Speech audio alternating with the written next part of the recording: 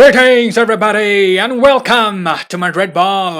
I hope you all are safe and sound and I hope you have regained your sanity because yesterday's night of football was completely insane. It was a match full of ups and downs, it was a roller coaster ride, especially the second half. The football was exhilarating, heart beating, nail biting and to an extent frustrating as well. The Casemiro shot right at the dying efforts of the game. I almost felt my heart coming out. The ball was a whisker away from going into the back of the net. It was inches off target. And had that gone in, the scenes would have been crazy. The tension in the game was maximum. It was so high, you could almost cut the tension with a knife. It was a night full of drama, and what a match that was for the neutrals. Those who have missed it, I am telling you, you have missed a hell of a match. But obviously, we Real Madrid fans had our own grievances. Before the match, we were in complete control of La Liga. Our fate was in our own hands, but we are in the same place where we were going into match day 35. Atletico still have a 2-point lead. Simeone would be delighted to stay at the top, and it certainly is in the hands of Atletico now. They surely can go all the way, but I have a feeling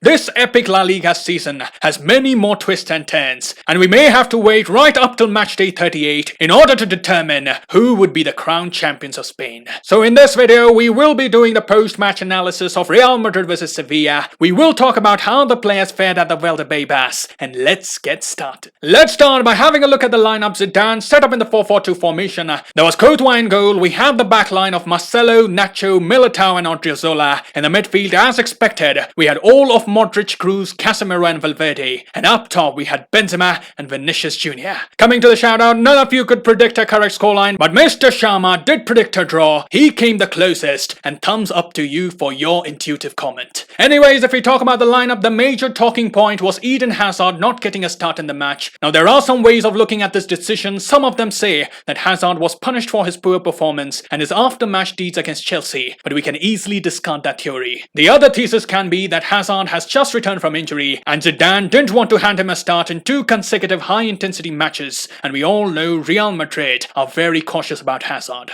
So that can be one reason, but there is also a suggestion that since our backline had none of the first-choice defenders available, and since we had Marcelo and Odriozola on either side, Zidane may have been more inclined to play Vinicius rather than Eden Hazard. We have seen Hazard isn't the kind of player who would track back, do a lot of the defensive work, and Vinicius on the other hand, he comes back to defend much more often.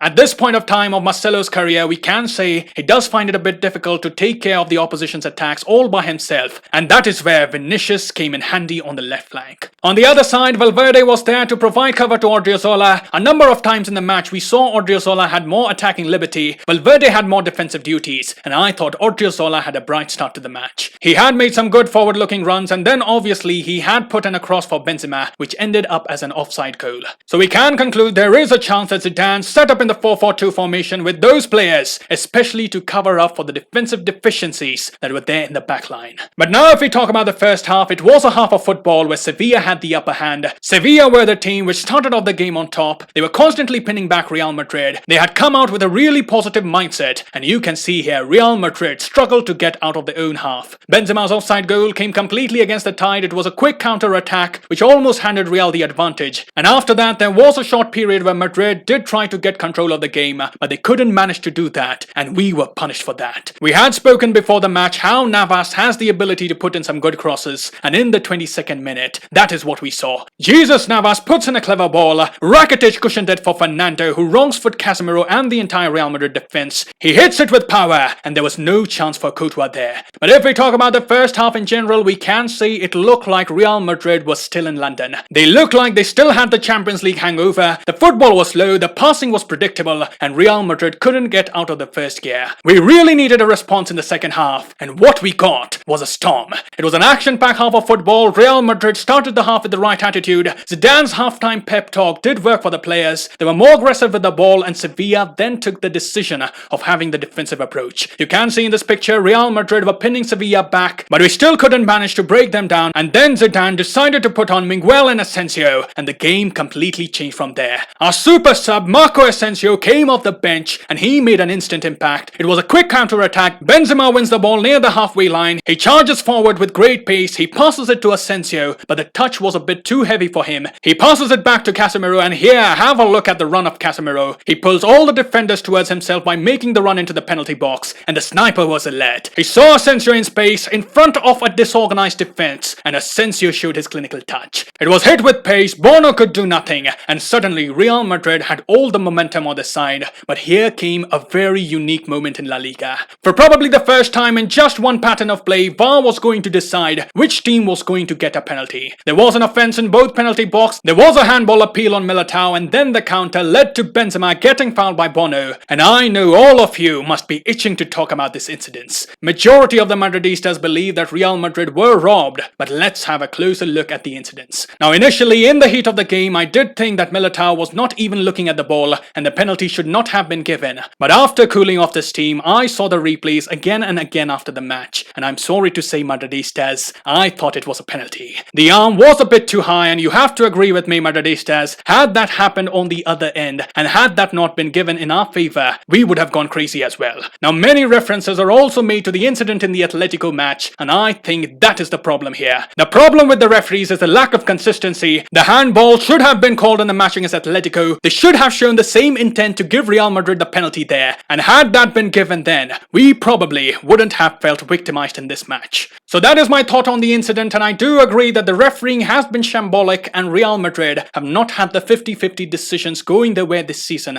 but in my books, that's a penalty. But talking more, Zidane in the press conference was also furious about the penalty incident. We saw both Kroos and Zidane asking the referee for justification after the match, and in the press conference Zidane said, "I don't understand anything. There was a handball by Militao, but also by Sevilla. I wasn't convinced by what the referee told me, but that's the way it is. He makes the calls. I am a bit angry today because I need the handball rule explained to me, but that's the way it is. We're not going to change anything." Now Zidane here is probably talking about this handball incident. If we have a look at the argument from referee's point of view, he would say that the ball hit the shoulder of the Sevilla defender, and as you can see here, the arm was tucked in and his arm wasn't high or hanging loose. So I can understand why that was not given, and I totally respect your opinion and I respect your sentiments of frustration as well, but I don't see how that can be given as a handball. Moving on, that wasn't the last bit of drama we had on the night. We got another late goal in the game. Toni Kroos took proceedings in his own hands. He was driving at the defense, took a shot from distance, but fortunately for Real Madrid, it clipped the heel of Eden Hazard and Bono could not hand the deflected ball. Real Madrid got the equalizer to keep themselves in the title race, and what a sigh of relief that was. We all were confused at that point whether it was an own goal or not. It was confirmed by La Liga later, and it stood as an Eden Hazard goal, and we did have quite a few reactions for that goal.